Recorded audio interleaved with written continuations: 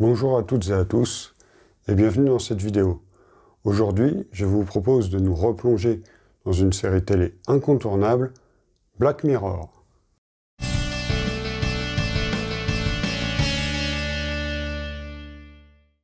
Pour ceux qui ne connaîtraient pas la série Black Mirror, je vous la présente très rapidement.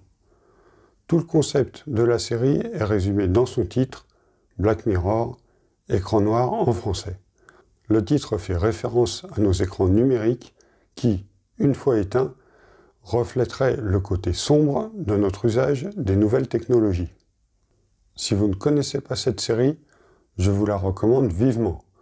En attendant, je vous propose d'analyser 5 épisodes marquants d'un point de vue politique et sociétal. Une analyse qui a lieu environ 5 ans après leur première diffusion télé. Et vous allez voir que, dans le pire, la réalité rattrape et parfois dépasse la fiction. Alors rassurez-vous, je ne vais pas ici vous spoiler l'histoire de ces 5 épisodes, je vais juste vous exposer leur thématique et voir si les anticipations de Black Mirror se sont vérifiées depuis 5 ans. Et si oui, à quel penchant de notre vie actuelle il se réfère. Le premier épisode intéressant d'un point de vue politique et sociétal, c'est le tout premier de la série. En apparence, cet épisode critique les chaînes d'infos en continu. Mais à travers les médias, c'est bien une dérive collective qui est dénoncée par Black Mirror. Cette dérive, c'est celle d'une société tout entière, droguée à l'information jetable. Ce qui est sûr, c'est qu'entre l'exhibitionnisme des médias et le voyeurisme des masses, on n'en sort pas vraiment grandi. Le deuxième épisode de Black Mirror décrit une vision cauchemardesque de YouTube. On y voit d'un côté des vidéastes qui ne savent plus quoi inventer pour rester au sommet, et de l'autre des internautes toujours plus incités à regarder des vidéos. Dans cet épisode, le concept de YouTube est poussé dans ses pires travers, et notamment son modèle financier avec des gens obligés de pédaler pour regarder des vidéos. Intéressons-nous à cette scène vraiment très révélatrice. Les gens sont réunis dans ce qui ressemble à une salle de sport, mais qui est en fait une usine. Regardez bien leur vélo. La roue arrière symbolise un disque dur. Quand ils pédalent, les habitants écrivent des données. Que deviennent toutes ces données? Personne ne le sait. Les habitants sont beaucoup trop occupés à regarder des vidéos. Et c'est le même problème dans la réalité.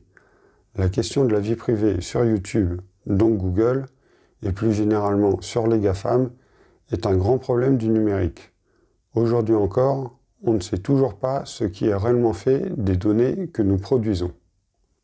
Ok, on passe directement à la saison 2 et son deuxième épisode.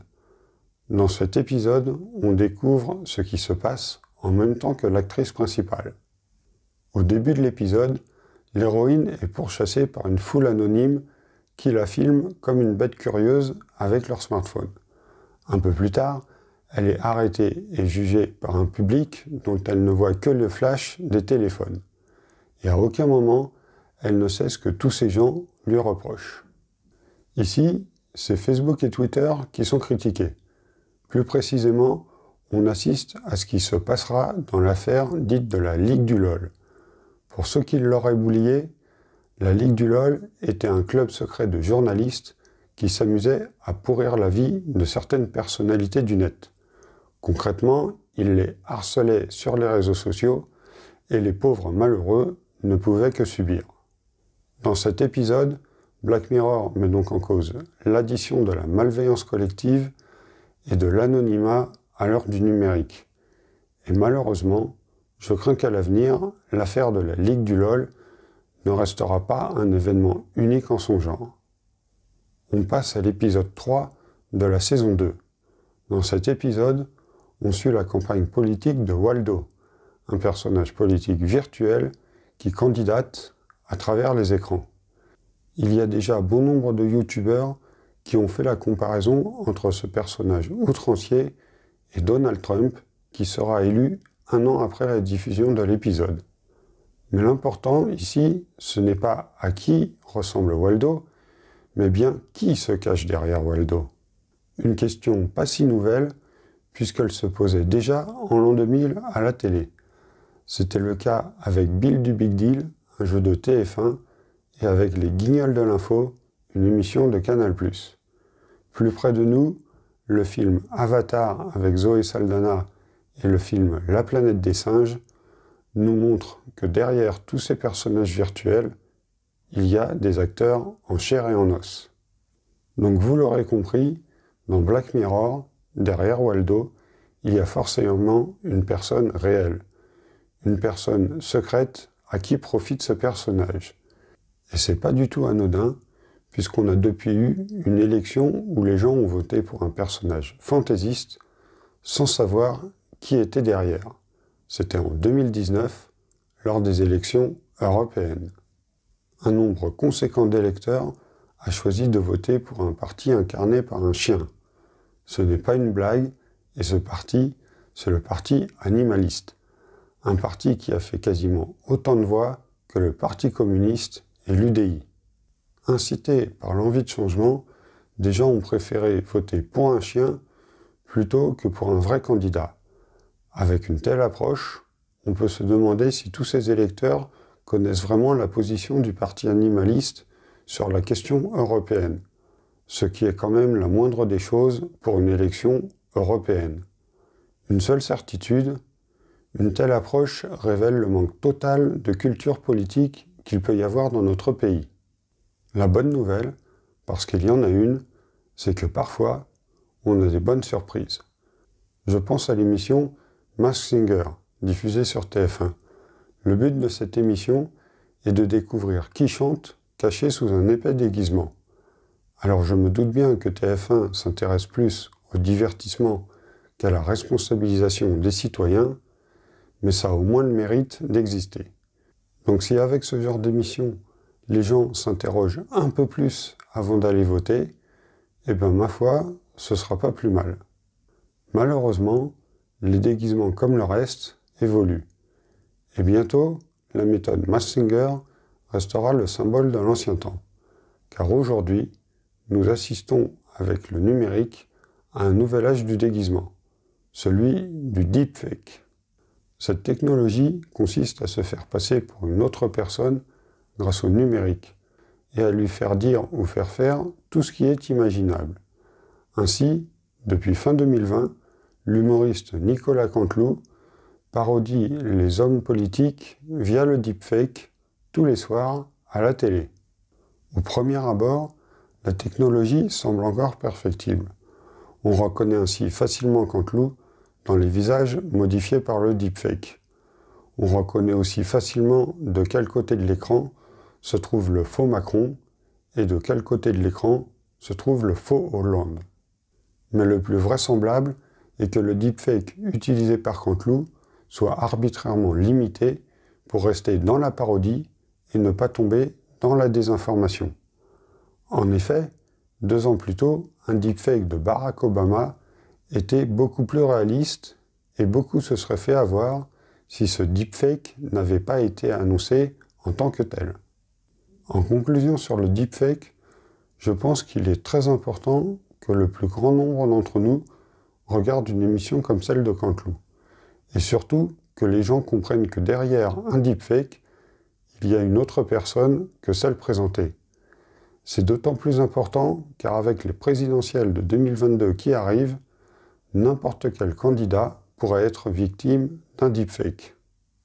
Dernier épisode que je vais analyser, l'épisode 1 de la saison 3. Cet épisode est l'un des plus connus de Black Mirror et pose le problème de la notation sociale. Ici, l'héroïne évolue dans un monde où toutes les interactions humaines sont notées. De nombreux youtubeurs ont fait le lien avec ce qui se passe en Chine. C'est tout à fait juste et c'est tout aussi effrayant que dans Black Mirror. Mais c'est pas la peine d'aller à l'autre bout du monde pour voir la notation sociale en pratique. Ça existe déjà en France et beaucoup plus que vous ne le pensez.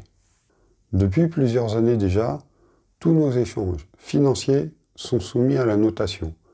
Restaurants, hôtels, achats sur Internet, livreurs, chauffeurs VTC et plus généralement tous les commerçants. Mais ce qui est plus inquiétant, c'est qu'on retrouve aussi l'esprit de notation dans des interactions sociales où l'argent n'entre pas en ligne de compte. Ainsi, les applis d'entraide entre particuliers ou les applis de rencontre, sous une forme plus ou moins dissimulée, attribuent des notes à leurs utilisateurs. Et quand on regarde du côté de la télé, on peut avoir un avant-goût de toutes les notations que nous connaîtrons dans la vraie vie. Mariage, dîner, sport, danse, immobilier, shopping, vacances, cuisine, tout est noté. L'avenir de la notation est clair. Tout ce qui relève du savoir-être, de la connaissance, voire de la personnalité, sera bientôt noté.